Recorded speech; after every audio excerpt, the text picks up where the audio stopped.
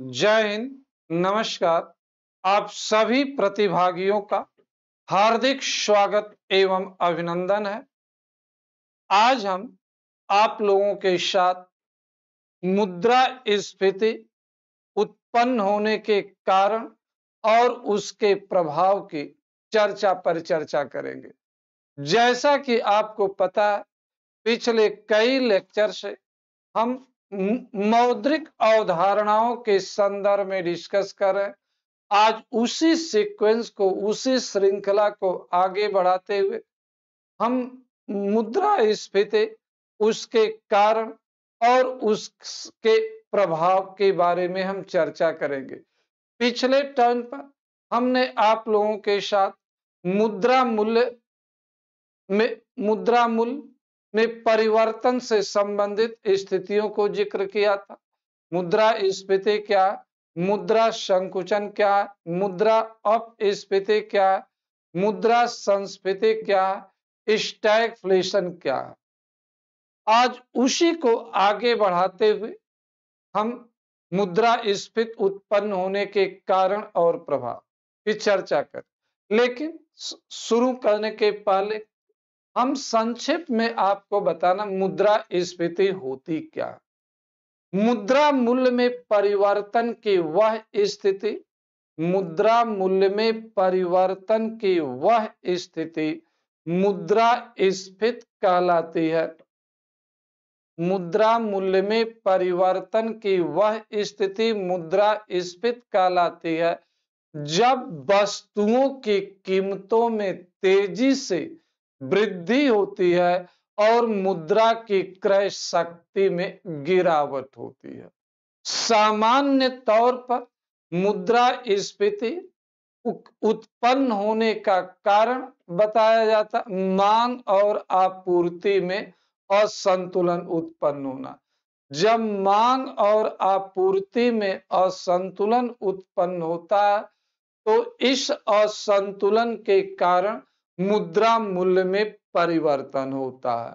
तो अगर आपसे कोई पूछता है कि मुद्रास्फीति उत्पन्न होने का सामान्य कारण क्या है, तो आपका उत्तर होना चाहिए कि मुद्रास्फीति उत्पन्न होने का सामान्य कारण जो है मांग और आपूर्ति में असंतुलन उत्पन्न होना। जब आपूर्ति की तुलना में मांग बढ़ जाती है, जब आपूर्ति की तुलना में मांग तेजी से बढ़ने लगती है या मांग की तुलना में आपूर्ति कम हो जाती है, तो यह असंतुलन उत्पन्न होता और इस असंतुलन के कारण मुद्रास्फीति उत्पन्न होती है। अंडरस्टूड? ओके। तो अब हम डिस्कस करेंगे मुद्रास्फीति उत्पन्न होने के कारण।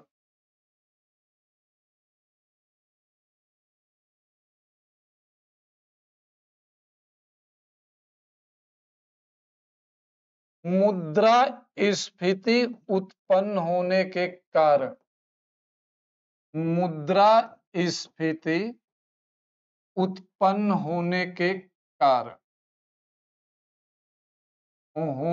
कारण,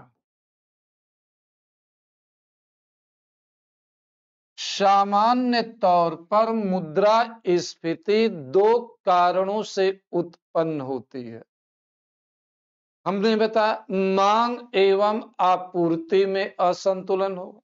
इसे थोड़ा और हम अर्थशास्त्र की भाषा में ले जाते हैं तो कहते हैं कि मुद्रास्फीति उत्पन्न होने के कारणों को हम दो भागों में बांटते हैं, मौद्रिक कारण और राजकोषीय कारण।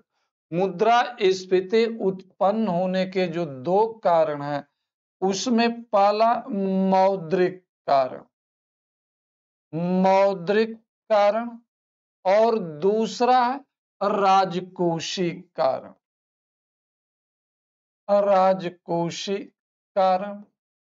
मॉनिटरी काजेज और फिजिकल काजेज। मौद्रिक कारण मांग से संबंधित है मांग से संबंधित है।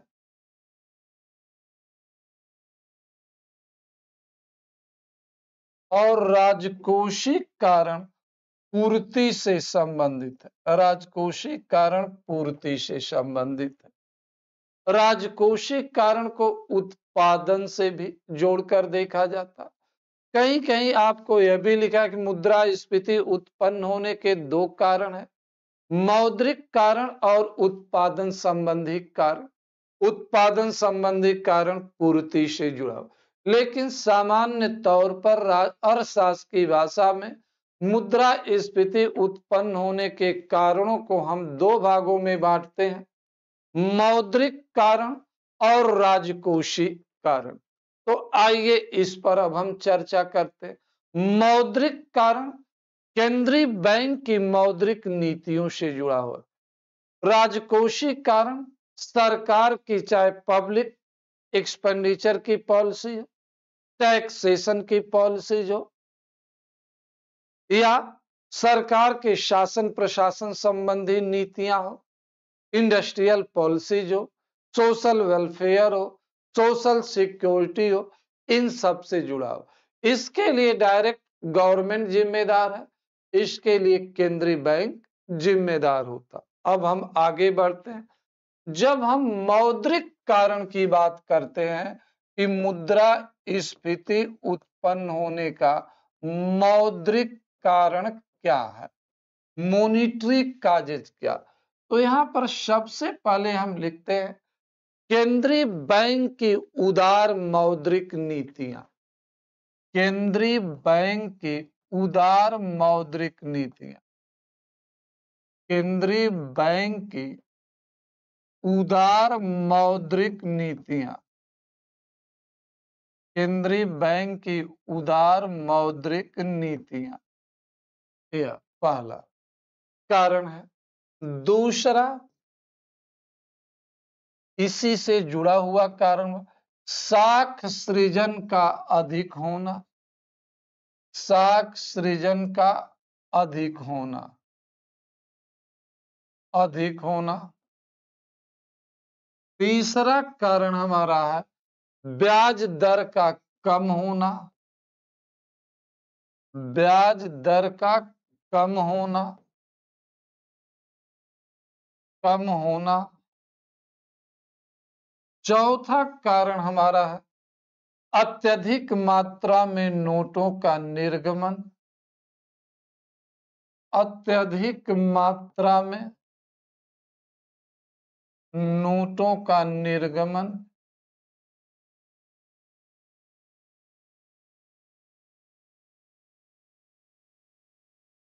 हमने कहा कि मौद्रिक कारण में यह चार प्रमुख कारण है जिससे मुद्रास्फीति उत्पन्न होती है। पहला कारण है केंद्रीय बैंक की उदार मौद्रिक नीतियां। दूसरा कारण साख सृजन का अधिक होना। तीसरा, ब्याज दर का कम होना। चौथा, अत्यधिक मात्रा में नोटों का निर्गमन होना।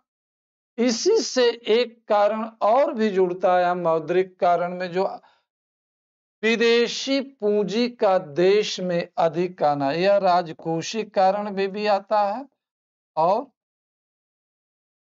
मौद्रिक, विदेशी पूंजी का अधिक होना, अधिक देश में आना। देश में आना। अब इन पांचों कारणों की हम चर्चा वन बाय वन करके करेंगे।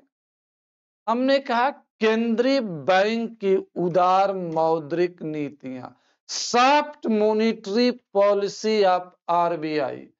Soft monetary policy of RBI. Bharat का केंद्रीय बैंक आरबीआई, इसलिए आरबीआई शब्द का मैंने प्रयोग। Soft monetary policy of central bank. जब केंद्रीय बैंक द्वारा उदार मौद्रिक नीतियां अपनाई जाती है, जब भी उदार मौद्रिक नीति होगी तो क्रेडिट क्रिएशन को बढ़ावा मिलता, ब्याज दर कम होती है, बैंकों को ऋण देने के दिशा निर्देश दिए जाते हैं। बैंक आसानी से लोगों को ऋण देने लगते हैं। उदार मौद्रिक नीति साख सृजन को बढ़ावा देने का काम करती है। उदार मौद्रिक नीति क्रेडिट क्रिएशन को बढ़ावा देती है। उदार मौद्रिक नीति का उद्देश्य सरकार और केंद्रीय बैंक का होता है कि बाजार में तरलता को बढ़ा करके धन की उपलब्धता सुनिश्चित किया जाए, जिससे कि विकासात्मक गतिविधियों को बढ़ावा मिले, आर्थिक गतिविधियों को बढ़ावा मिले। उदार मौद्रिक नीति हमेशा साख सृजन को बढ़ावा देगी। साख सृजन का मतलब होता ऋण लेने देने की प्रक्रिया। गवर्नमेंट के सामने विकास को बढ़ावा देने की चुनौती होती है। केंद्रीय बैंक विकास को प्रोत्साहित करने के लिए सरकार के मनोभावों को देखकर, सरकार की नीतियों को देखकर, सरकार के दिशा निर्देशों को देख करके अपनी मौद्रिक नीति में परिवर्तन लाती रहती है। तो उदार मौद्रिक नीति के कई पहलू होते।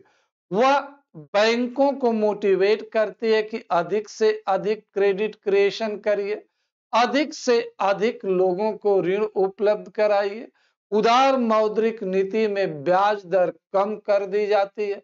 जब ब्याज दर कम हो जाती है तो लोग बैंकों से ऋण लेने अधिक आते हैं, बैंकों में पैसा कम जमा करते हैं, क्योंकि उनको लगता है कि जमा किए गए धन पर हमें इंटरेस्ट कम मिल रहा, तो उससे बेहतर है कि हम कहीं इन्वेस्टमेंट करें, कहीं प्रोडक्टिव एक्टिविटीज को बढ़ावा दें, एटसेट्रा।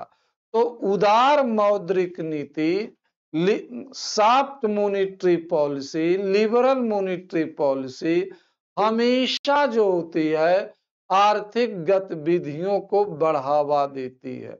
सॉफ्ट मॉनेटरी पॉलिसी हमेशा विस्तारवादी गतिविधियों को बढ़ावा देती है।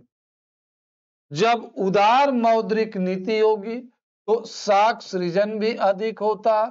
उदार मौद्रिक नीति में ब्याज दर कम होती है।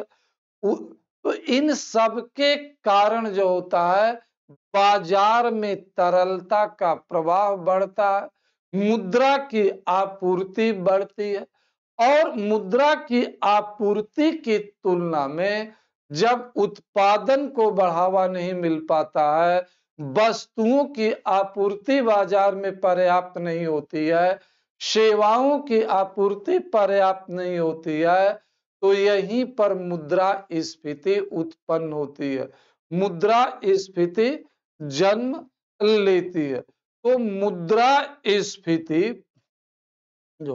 मुद्रास्फीति किसी एक कारण से उत्पन्न नहीं होती, अनेकों कारण मैंने पहले, तो अभी हमने इन 3 कारणों को बताया। जब तरलता का प्रवाह बढ़ेगा तो मुद्रा आपूर्ति बढ़ेगी, लोगों की क्रय शक्ति में वृद्धि होगी, क्रय शक्ति में वृद्धि होगी तो उसके फल स्वरूप वस्तुओं की कीमतों में वृद्धि होगी। अब अगला पॉइंट हम आते हैं, अगला पॉइंट हमारा है अत्यधिक मात्रा में नोटों का निर्गमन। जब केंद्रीय बैंक द्वारा अत्यधिक मात्रा में नोटों का निर्गमन किया जाता, नोटों की प्रिंटिंग की जाती है और इसकी बाजार में आपूर्ति की जाती है, तो अत्यधिक मात्रा में नोट निर्गमित होने से तरलता बढ़ती है, मुद्रा की आपूर्ति बढ़ती है, लोगों के हाथ में नकदी पहुंचती है। जब भी किसी व्यक्ति के जेब में पैसा जाता, व्यक्ति के पास कैश उपलब्ध होता, व्यक्ति के पास नकदी की उपलब्धता होती है, तो वह बाजार में जाता है और अपने लिए जो है वस्तुएं खरीदता है। अंडरस्टूड? तो यह पॉइंट हुआ।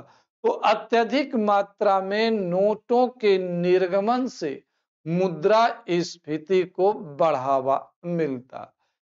फिर हमने कहा विदेशी पूंजी का देश में अधिक आना। जब फॉरेन इन्वेस्टमेंट देश में अधिक आता है तो इसके कारण देश में पूंजी का अंतर प्रवाह बढ़ता है, बाजार में मुद्रा की आपूर्ति बढ़ती है, तरलता बढ़ती है, तो इसके कारण मांग उत्पन्न होती है और मांग के अनुरूप बाजार में सप्लाई नहीं होती है तो मुद्रास्फीति उत्पन्न होती है। अंडरस्टूड। चलिए आगे बढ़ते हैं हम। तो मुद्रास्फीति उत्पन्न होती है। अब हमने आपको बताया मुद्रास्फीति उत्पन्न होने के मौद्रिक कारण। मौद्रिक कारण में मुख्य तौर पर हमने 5 पॉइंट बताया। उदार मौद्रिक नीति, अत्यधिक शाख सृजन, ब्याज दर का कम होना, अत्यधिक मात्रा में नोटों का निर्गमन, और 5वां कारण बताया कि देश में विदेशी पूंजी का अत्यधिक अंतर प्रवाह। तो इसके कारण देश में मुद्रास्फीति उत्पन्न होती है, समाज में मुद्रास्फीति उत्पन्न होती है। फिर मुद्रास्फीति उत्पन्न होने का राजकोषिक कारण हमें डिस्कस करना है। राजकोषिक कारण, राजकोषीय कारण, राजकोषीय कारण, फिजिकल काजेज, राजकोषीय कारण, फिजिकल काजेज। मुद्रास्फीति उत्पन्न होने का दूसरा कारण राजकोषीय कारण, जो सप्लाई साइड से जुड़ा हुआ, जो प्रोडक्शन से जुड़ा हुआ। राजकोषीय कारण अनेक उत्पन्न हो सकते। सबसे पहला राजकोषीय कारण में हम कहते हैं वस्तुओं की जमाखोरी और कालाबाजारी। पहला कारण वस्तुओं की जमाखोरी एवं कालाबाजारी।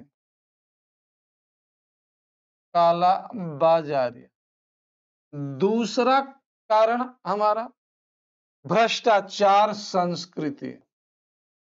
भ्रष्टाचार संस्कृति। तीसरा कारण हमारा यहाँ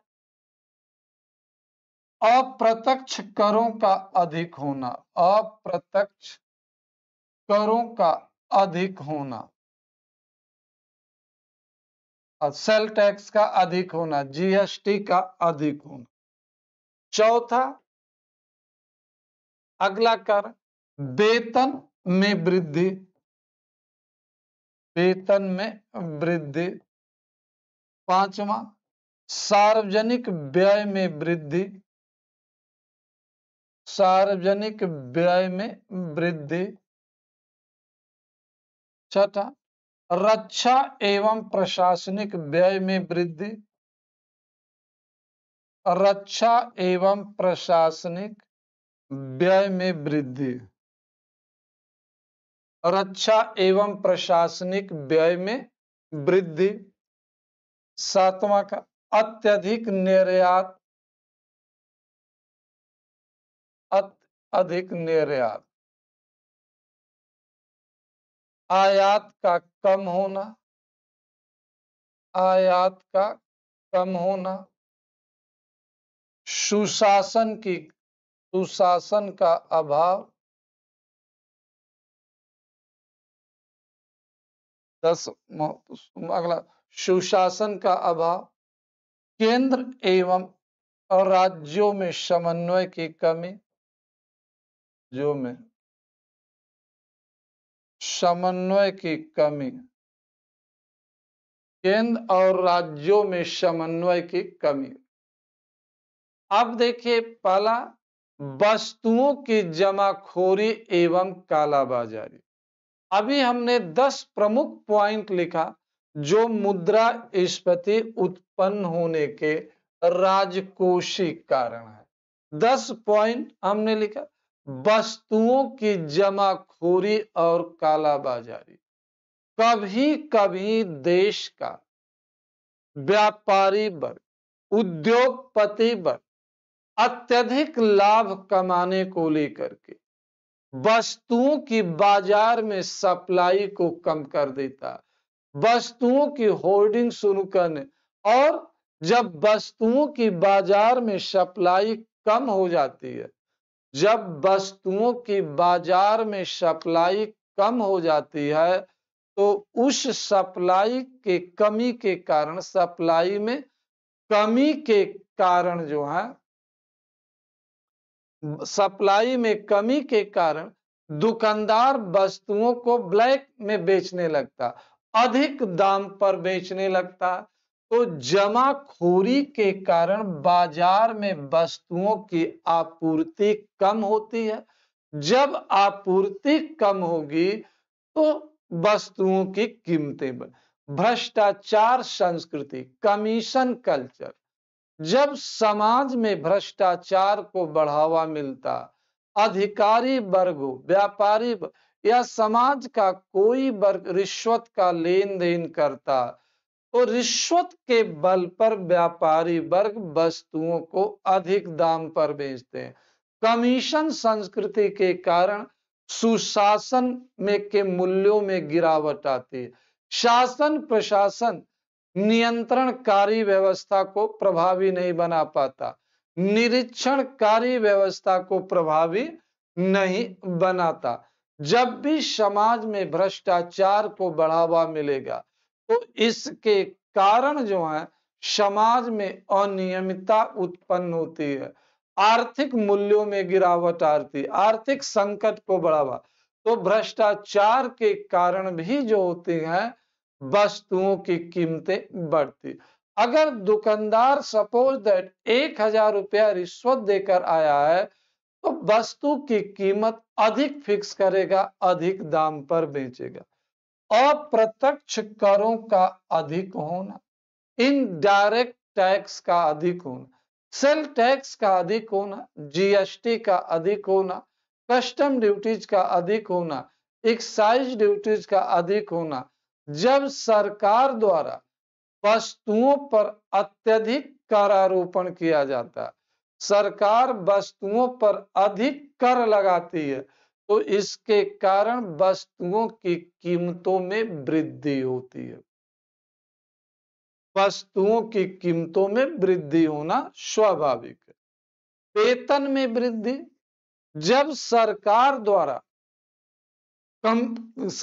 द्वारा कर्मचारियों के वेतन में वृद्धि कर दी जाती है, या कारखाना मालिकों द्वारा कर्मचारियों के वेतन में वृद्धि की जाती है, उनको पहले से अधिक वेतन और भत्ता दिया जाने लगता है, उनको पहले से अधिक वेतन और भत्ता दिया जाने लगता है, तो ऐसी स्थिति में वेतन और भत्ता दिया जाने लगता है तो वस्तुओं की कीमतें बढ़ती। जब वेतन में वृद्धि होती है तो वस्तुओं की उत्पादन लागत बढ़ती है। वस्तुओं की उत्पादन लागत बढ़ेगी तो इस स्थिति में वस्तुओं की उत्पादन लागत बढ़ने पर वस्तुओं की कीमतों में वृद्धि उत्पादक वर्ग करता। यदि वस्तुओं की कीमतें नहीं बढ़ेगी तो यह स्थिति में उत्पादक को लाभ नहीं होगा, उसकी लागत रिकवर नहीं होगी, एटसेट्रा आदि। फिर सार्वजनिक व्यय में वृद्धि, पब्लिक एक्सपेंडिचर में वृद्धि। जब सरकार द्वारा सार्वजनिक व्यय को अधिक कर दिया जाता, सरकार पहले की तुलना में अधिक व्यय, चाहे वह प्रोडक्टिव एक्सपेंडिचर हो या नॉन प्रोडक्टिव एक्सपेंडिचर हो, या सरकार डिफेंस पर खर्च कर रही हो, एडमिनिस्ट्रेशन पर कर रही हो। जब किसी भी प्रकार से पब्लिक एक्सपेंडिचर में वृद्धि होती है तो उसके कारण पब्लिक एक्सपेंडिचर जब बढ़ेगा तो उसका सीधा प्रभाव किस पर पड़ेगा? लोगों पब्लिक एक्सपेंडिचर बढ़ने से वस्तुओं की कीमतों में वृद्धि होती है, लोगों की मांग में वृद्धि होती है। पब्लिक एक्सपेंडिचर जब गवर्नमेंट बढ़ाती है तो टैक्सेशन अधिक करती है।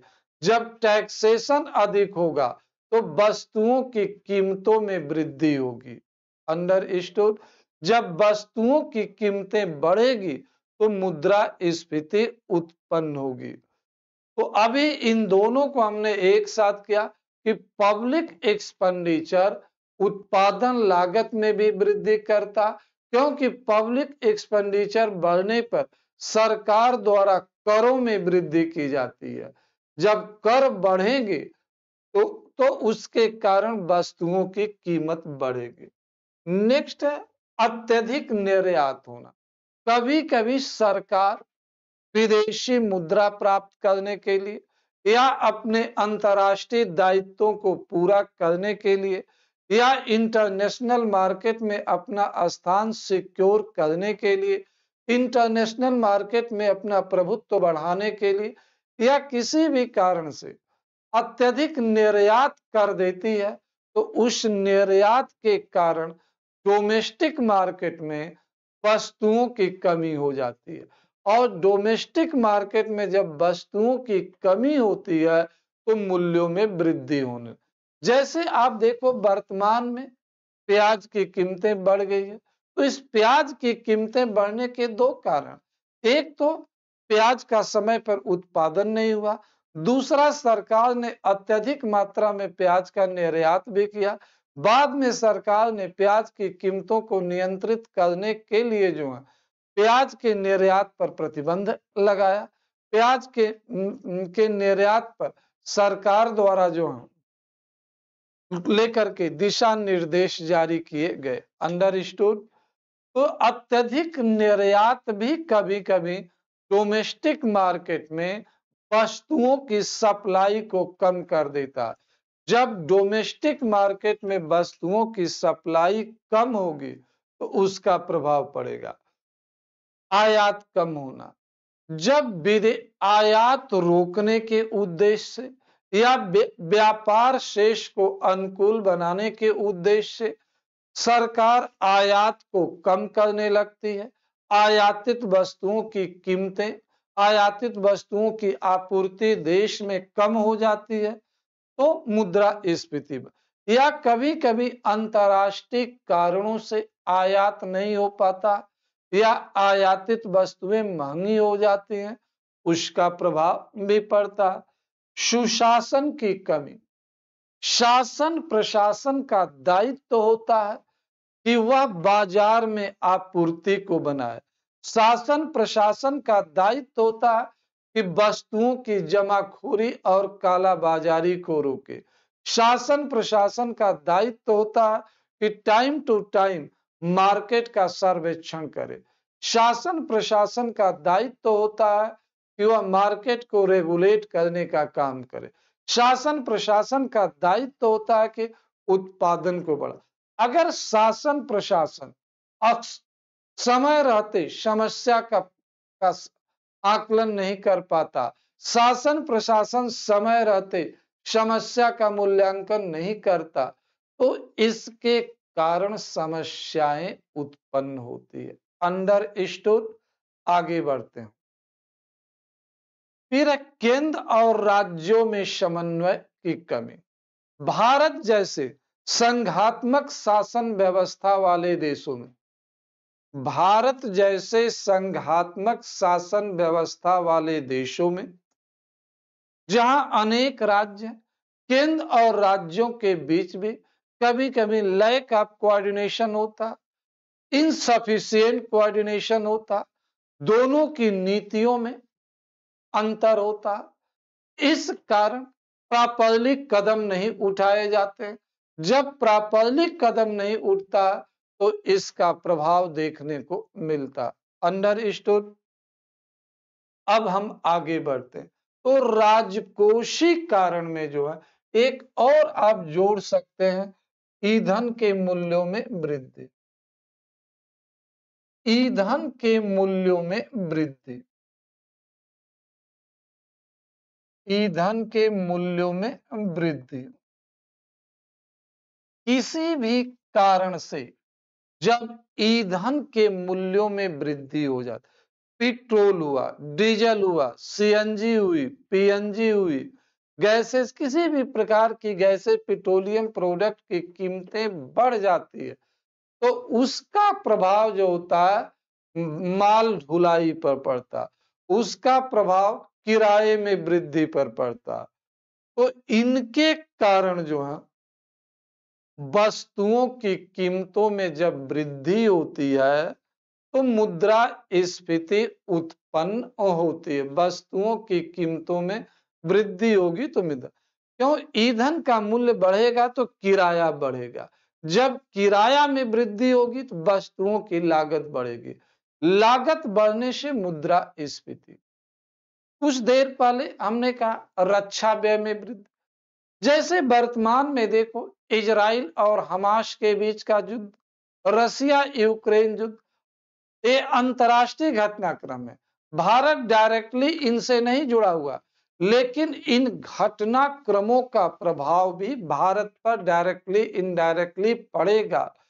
अगर खाड़ी के देश ईंधन की सप्लाई कम कर देते हैं, खाड़ी के देश ईंधन की सप्लाई जब कम करेंगे तो ईंधन के मूल्यों में वृद्धि होगी, ईंधन के जब मूल्य बढ़ेंगे तो हमारे उत्पादन लागत बढ़ेगी, या ईंधन का मूल्य नहीं बढ़ता, सप्लाई प्रभावित हो जाती है, तो ईंधन की ब्लैक मार्केटिंग होने लगेगी, तो ईंधन की ब्लैक मार्केटिंग के कारण प्रभाव उत्पन्न होगा।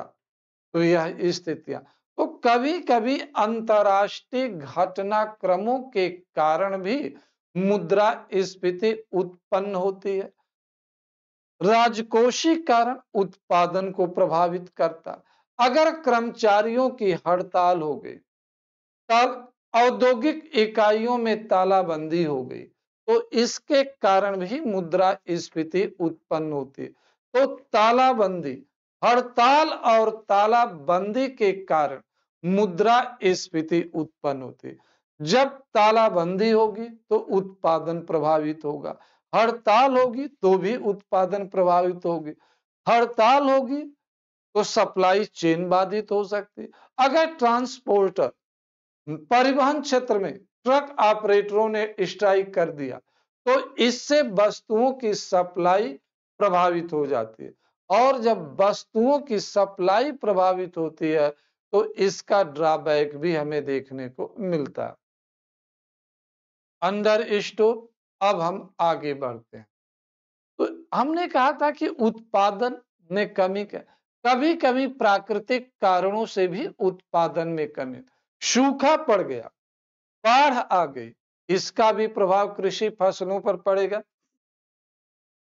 सूखा पड़ गया, धान की फसल नहीं हुई, चावल के मूल्य बढ़ जाएंगे।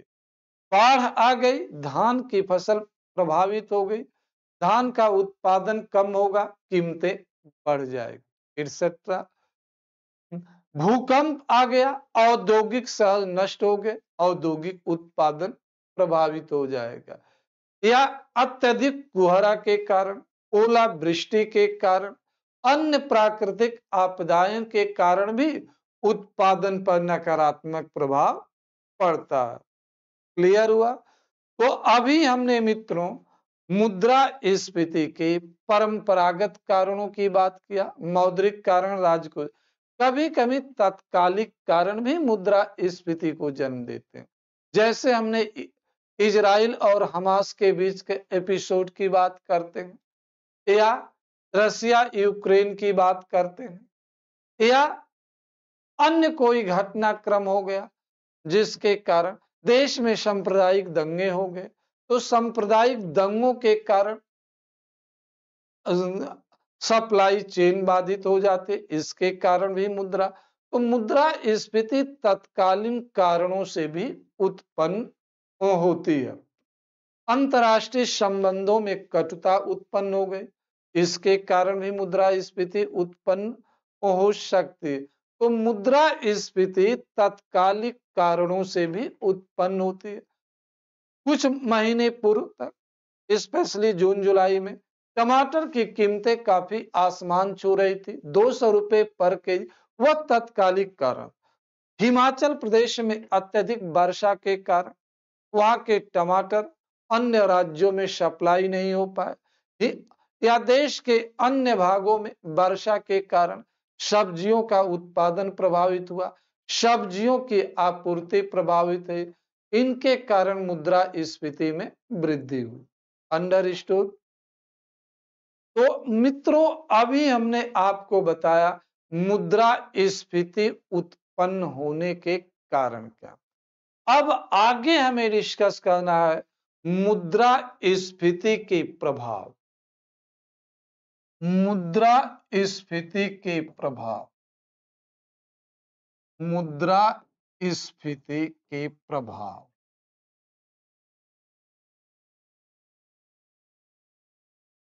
अब देखिए, दो हम कॉलम बना रहे हैं, एक में हम क्षेत्र या वर्ग लिख रहे हैं, दूसरे में प्रभाव हम लिख रहे हैं, क्या किस वर्ग पर क्या प्रभाव पड़े। सबसे पहले हम कंज्यूमर की बात करते हैं, उपभोक्ता। उपभोक्ता पर मुद्रास्फीति का नकारात्मक प्रभाव पड़ता है। उपभोक्ता के जीवन स्तर में गिरावट आती है, नकारात्मक। जब मुद्रास्फीति बढ़ती है, मुद्रास्फीति बढ़ने से उपभोक्ता के ऊपर नकारात्मक प्रभाव पड़ता है। कैसे? जब वस्तुओं की कीमतें बढ़ जाती है तो उपभोक्ता को पहले की तुलना में अधिक पैसा खर्च करना पड़ता अपने उपभोग को मेंटेन करने के लिए। अगर कंज्यूमर के पास पैसा नहीं है तो कंज्यूमर अपने कंजम्पशन लेवल को कम करता है, वस्तुओं की क्वालिटी को पुअर करता है, सेवाओं को पुअर करता है। तो ऐसे में उपभोक्ता के जीवन स्तर पर नकारात्मक। पहले उपभोक्ता अच्छी गुणवत्ता की वस्तुएं प्रयोग कर रहा था, अब वह कम गुणवत्ता की वस्तुएं प्रयोग कर। पहले वह अधिक मात्रा में वस्तुओं का उपयोग कर रहा था, अब वह कम मात्रा में वस्तुओं का उपयोग कर रहा। अंडरस्टूड? तो इसके कारण जो है यह नकारात्मक प्रभाव पड़ता उपभोग। श्रमिक वर्ग, लेबर पर क्या प्रभाव पड़ेगा? श्रमिक वर्ग, दैनिक वेतन भोगी कर्मचारी, श्रमिक वर्ग, दैनिक वेतन भोगी कर्मचारी, वेतन भोगी,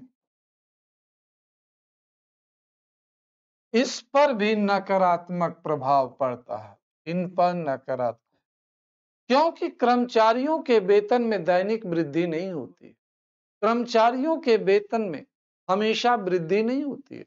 जब मुद्रास्फीति बढ़ती है तो डे टू डे बढ़ती है, तो उसके कारण कर्मचारियों पर, श्रमिकों पर नकारात्मक प्रभाव पड़ता। उनको पहले की तुलना में अधिक वस्तुएं खर्च करनी, अधिक पहले की तुलना में उनको वस्तुओं पर अधिक खर्च करना पड़ता। अपने जीवन की बुनियादी सुविधाओं को मेंटेन करने के लिए अधिक खर्च करना पड़ता। अगर वह खर्च नहीं करने की स्थिति में तो अपने कंजम्पशन को कम करते। फिर तीसरा, निर्धनता एवं बेरोजगारी। निर्धनता एवं बेरोजगारी, इन पर भी नकारात्मक प्रभाव पड़ता है, इन पर भी नकारात्मक प्रभाव। बेरोजगारी भी सामान्यतया बढ़ती है और गरीबी भी बढ़ती है। यह कहा जरूर जाता है कि शुरू में जब मुद्रास्फीति बढ़ती है तो आर्थिक विकास को बढ़ावा मिलता है। जब आर्थिक विकास को बढ़ावा मिलता है तो शुरू में रोजगार भी बढ़ता, लेकिन कुछ समय के बाद यह स्थिति नहीं रह जाती। मुद्रास्फीति बढ़ती है तो आगे चलकर विकास पर भी नकारात्मक प्रभाव पड़ता है, व्यापार पर नकारात्मक प्रभाव पड़ता है। जब मुद्रास्फीति बढ़ती है तो रॉ मटेरियल की भी कीमतें बढ़ेगी, रॉ मटेरियल की कीमतें बढ़ेगी तो उत्पादन लागत में वृद्धि होगी, उत्पादन लागत में वृद्धि होगी तो उत्पादक वर्ग को वस्तुओं की कीमतें बढ़ाना पड़ेगा, और जब वस्तुओं की कीमतें बढ़ेगी तो यह वस्तुओं की बिक्री प्रभावित हो सकती है, व्यापारियों का लाभ प्रभावित हो सकता। जब व्यापारियों का लाभ प्रभावित होगा तो उनका मोटिवेशन कम होता है, उनका मोटिवेशन जब कम होगा तो इस स्थिति में उनके द्वारा बिक्री कम की जाएगी। अंडरस्टूड? या स्वतः बिक्री कम होने लगेगी। बिक्री जब कम होगी तो उत्पादक वर्ग उत्पादन कम करेगा, उत्पादन जब कम करेगा तो रोजगार कम होगा, रोजगार जब कम होगा तो लोग बेरोजगार होंगे, जब रोजगार में कमी होगी तो बेरोजगारी बढ़ेगी, या दोनों स्थितियां निर्धनता में बढ़ेगी। तो इसलिए कहा जाता है कि इससे जो है निर्धनता में वृद्धि होगी। अब हम आगे बढ़ते हैं कि जब मुद्रास्फीति बढ़ती है तो ऋणी वर्ग पर क्या प्रभाव पड़ेगा? अऋणी वर्ग पर। जिसने ऋण लिया इसको लाभ होगा। अऋणी वर्ग को मुद्रास्फीति बढ़ने से लाभ हो, क्योंकि जब उसने ऋण लिया था तो उस समय मुद्रा की परचेजिंग पावर अधिक थी, और जब आज वह ऋण चुकता कर रहा है तो मुद्रा की परचेजिंग पावर कम हो चुकी है। पहले मुद्रा से वह अधिक वस्तुएं खरीदा था, आज पहले की तुलना में वह कम वस्तुएं खरीद रहा, तो आज मुद्रा की परचेजिंग पावर कम हो गई है। और पहले मुद्रा की, तो मुद्रास्फीति बढ़ने से लाभ होता, उसे कम परचेजिंग पावर उसे रिटर्न करना पड़ता। फिर अगला ऋणदाता। ऋणदाता, मुद्रास्फीति बढ़ने से ऋणदाताओं को हानि होती है। क्यों हानि होती? जब उन्होंने ऋण दिया था तो उस समय मुद्रा की परचेजिंग पावर अधिक थी। उन्होंने आज जब ऋण वापस उनको मिल रहा है तो आज मुद्रा की परचेजिंग पावर कम हुई। ऋण देते समय उन्होंने अधिक ऋण दिया, आज जब ऋण उनको मिल रहा है वापस तो कम क्रय शक्ति उनको मिल रही है, तो इस रूप में। फिर इसके बाद अगला निर्यात पर क्या? ऋणदाता को हानि होती है, निर्यात में भी गिरावट आती है। जब मुद्रास्फीति बढ़ती है तो निर्यात में गिरावट आए। आप कहोगे क्यों गिरावट आएगी? मुद्रास्फीति बढ़ती है तो उत्पादन लागत में वृद्धि होती है, उत्पादन लागत बढ़ेगी तो वस्तुओं की कीमतें बढ़ेगी, और वस्तुओं की जब कीमतें बढ़ेगी, कीमतें बढ़ेंगी तो वस्तुओं की बिक्री कम होगी, निर्यात कम होगा। फिर इसके बाद आयात। आयात में वृद्धि, आयात में वृद्धि होती है।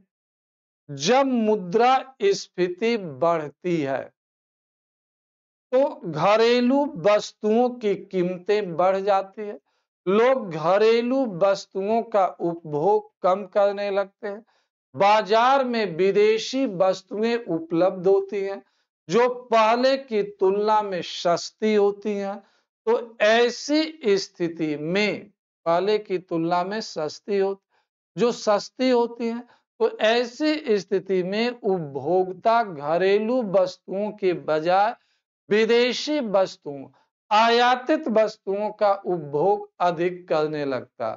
आयातित वस्तुओं का उपभोग करने के कारण जो है, आयातित वस्तुओं का उपभोग करने के कारण आयातित वस्तुओं की मांग में वृद्धि होने लगती है। तो इससे मुद्रास्फीति बढ़ती। तो आप यह भी कह सकते, जब आयात बढ़ेगा तो देशी पूंजी, घरेलू पूंजी का बहिर्गमन होता, घरेलू पूंजी का एक बड़ा भाग आयात पर खर्च होने लगता। अंडरस्टूड। जब मुद्रास्फीति बढ़ती है तो सार्वजनिक व्यय, public expenditure, specially non productive public expenditure में वृद्धि होती है।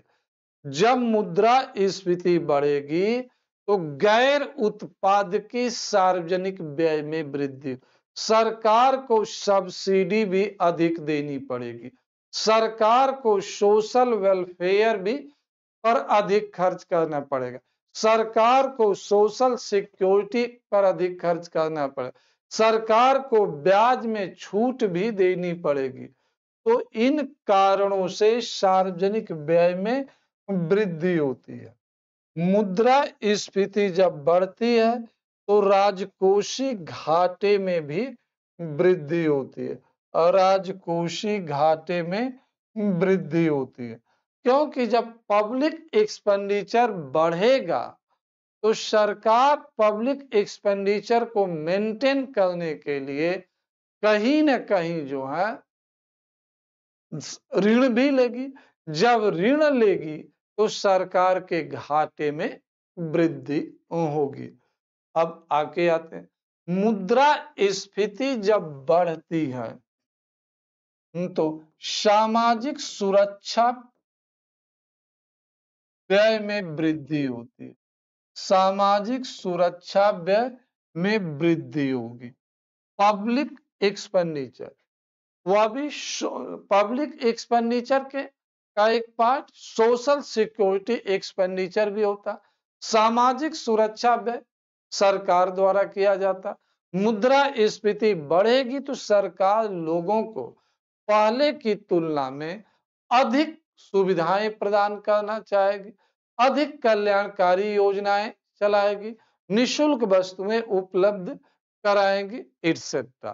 तो इसका प्रभाव ये पर मुद्रास्फीति जब बढ़ती है तो बैंकिंग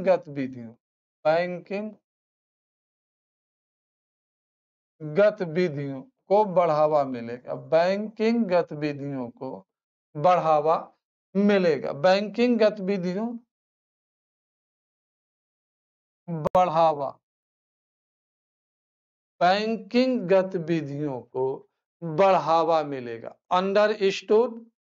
जब मुद्रास्फीति बढ़ेगी तो इससे बैंकिंग गतिविधियों में वृद्धि होगी, बैंकों द्वारा अधिक क्रेडिट क्रिएशन किया जाता, एक्सेट्रा। क्लियर हुआ? तो अभी मित्रों मैंने आपको बताया कि मुद्रास्फीति के क्या क्या प्रभाव होते हैं। मुद्रास्फीति जब उत्पन्न होती है तो शासन प्रशासन पर भी प्रभाव पड़ता, सुशासन के सामने चुनौती उत्पन्न होती है, वस्तुओं की जब कीमतें बहुत अधिक बढ़ जाती हैं, वस्तुओं की कीमतें जब नियंत्रण में नहीं होती हैं तो समाज में अराजकता उत्पन्न होने लगती है, पॉलिटिकल अनस्टेबिलिटी उत्पन्न होने का खतरा होता, शासन प्रशासन के विरोध में जन आंदोलन होने लगते हैं।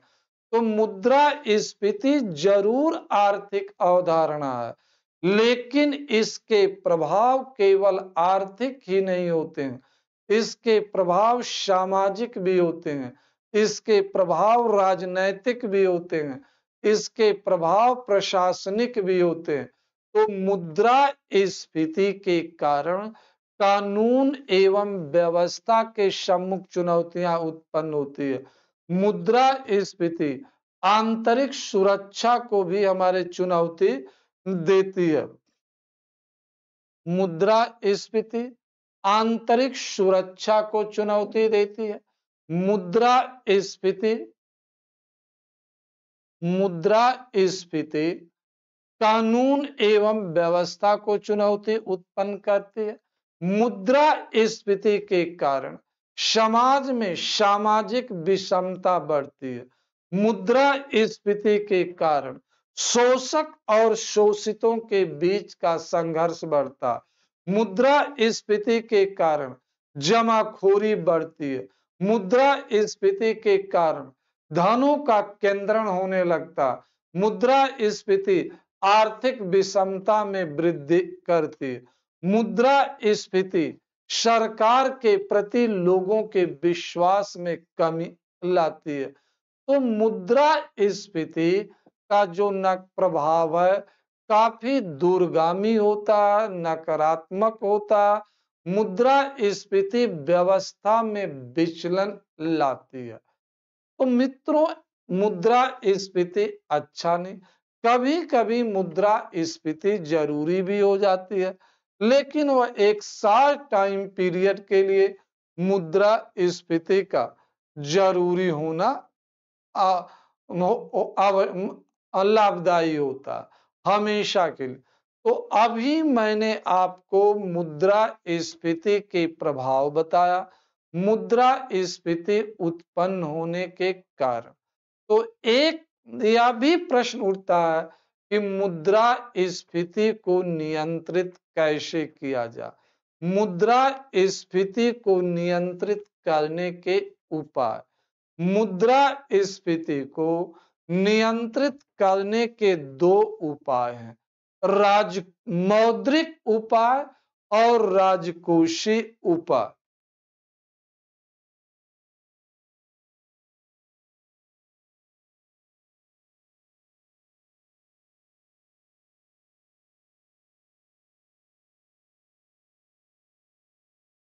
मौद्रिक उपाय और राजकोषीय।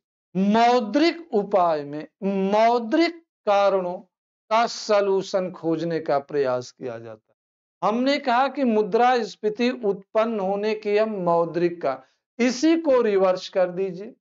जब केंद्रीय बैंक कठोर मौद्रिक नीति अपनाता है तो मुद्रास्फीति में गिरावट आने लगती है। केंद्रीय बैंक द्वारा साख सृजन जब अधिक होगा तो मुद्रास्फीति उत्पन्न होगी। जब केंद्रीय बैंकों द्वारा साख सृजन कम होगा तो मुद्रास्फीति उत्पन्न होती है। साख सृजन कम होगा तो मुद्रास्फीति कम होगी। ब्याज दर अधिक होगी तो साख सृजन कम होगा, तरलता का प्रवाह कम होगा तो मुद्रास्फीति उत्पन्न होगी। कम मात्रा में नोटों का निर्गमन किया जाएगा तो मुद्रा की आपूर्ति कम होगी तो मुद्रास्फीति कम उत्पन्न होगी इत्यादि। विदेशी पूंजी कम आएगी तो तरलता का प्रवाह कम होगा तो मुद्रास्फीति कम। तो जो कारण है, इन कारणों से मुद्रास्फीति उत्पन्न होती है, इसको रिवर्स कर दीजिए तो मुद्रास्फीति में गिरावट आने लगती है। अंडरस्टूड। तो मित्रों, अभी हमने आपके साथ मुद्रास्फीति उत्पन्न होने के कारण डिस्कस किया, मुद्रास्फीति का प्रभाव डिस्कस किया। अगले टर्न्स पर हम आपके साथ डिस्कस करेंगे मुद्रास्फीति की गणना विधियां, मुद्रास्फीति की गणना कैसे की जाती है, मुद्रास्फीति के विभिन्न प्रकार क्या है, इनके बारे में हम चर्चा पर चर्चा आपके साथ करेंगे। बहुत बहुत धन्यवाद। हम उम्मीद करते हैं कि आपको जो है यह टॉपिक क्लियर हुआ होगा। आप इसको लेकर के अपने अंदर एक समझ उत्पन्न करने में सफल होंगे। अभी कम से कम हमारा 3 से 4 लेक्चर जो होगा वह मौद्रिक अवधारणाओं को लेकर के ही चलेगा। तब तक के लिए विदा लेते हैं। धन्यवाद, शुभकामनाएं। कल फिर मिलते हैं इसी टाइम पर। कल अगला हमारा टॉपिक होगा मुद्रास्फीति की गणना, मुद्रास्फीति के प्रकार। धन्यवाद।